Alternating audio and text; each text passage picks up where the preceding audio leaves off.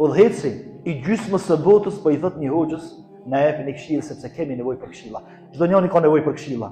Sot udhëhecit më të fuqishëm botëror, edhe ndoshta edhe më të dijshmit që janë, që udhëheqin me poste të ndryshme, po ka nevojë me pas këshilltar.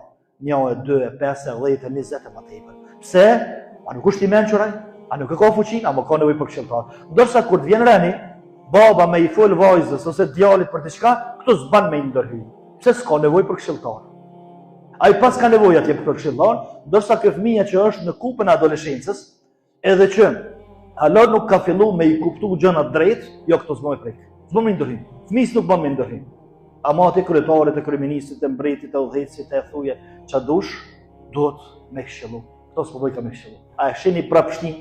A e shihni prapshtin që mundohen me na instalu edhe neve si musliman. Edhe pastaj çka ndodh muslimani me thon vallahi është i rritun, është i mëshëm, le të bëj çka do. Jo le të bën çka dush. Sa Allahu ka më lahon çka bën ti me vllazën tënd. Çka bën ti me vllazën tënd?